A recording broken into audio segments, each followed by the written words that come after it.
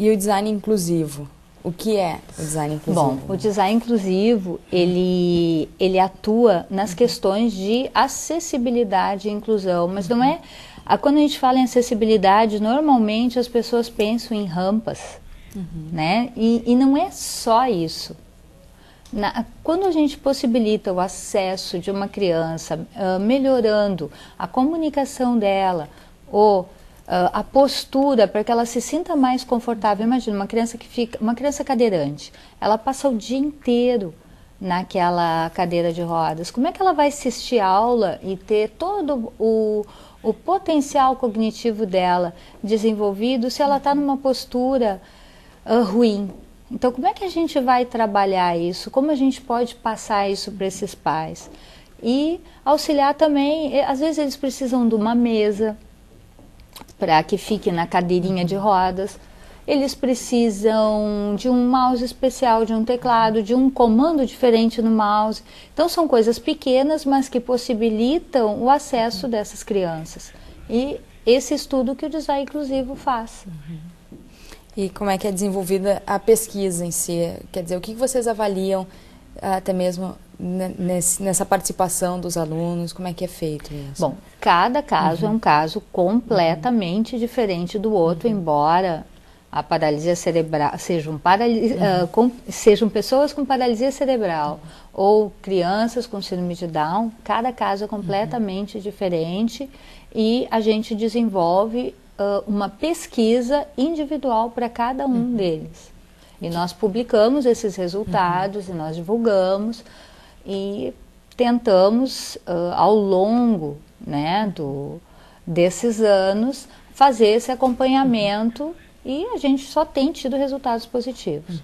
As alunos também, vocês participam dessa questão de avaliação, vocês acompanham os alunos, também fazem algum diagnóstico, digamos assim? Como é que vocês avaliam isso? Como cada uma de nós geralmente fica responsável por um, né?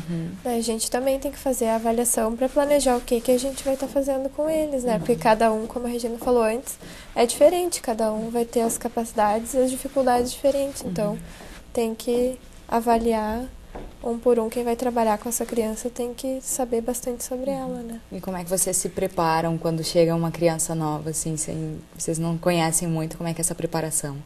Primeiro, a gente tem que conhecer, né? Tem que buscar saber o que ela consegue, o que ela não consegue, para daí a gente traçar o que a gente vai fazer com ela. Aí depois, aos poucos, a gente vai tentando até a gente achar o caminho que vai dando certo para trabalhar com essa criança. E Letícia, como é que tem sido essa experiência mesmo de conviver com essas crianças, de cada uma ser um desafio? Cada um tu acaba se surpreendendo cada vez mais.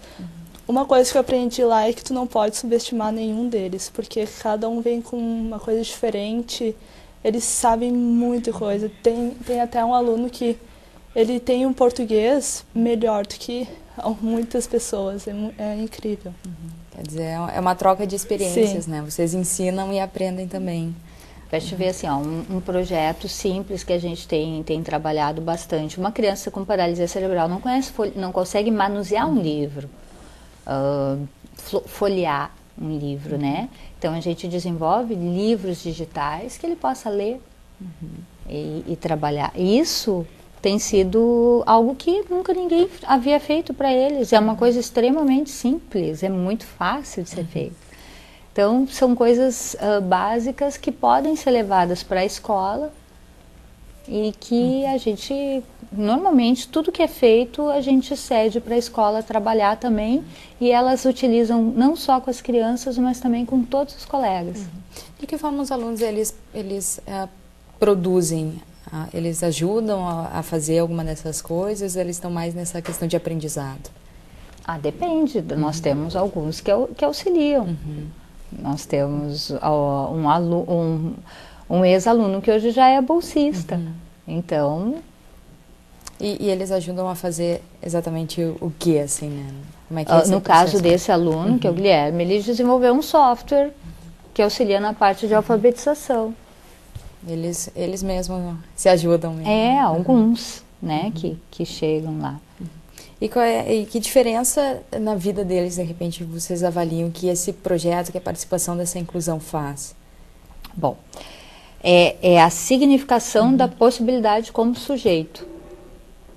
Eu acho que essa é a questão fundamental. É ele saber que a gente tenta passar, e principalmente conversar com os pais, é que aquela criança, para que eles não vejam a deficiência da criança, vejam a criança e as possibilidades que ela tem de crescer e se desenvolver como uma pessoa comum.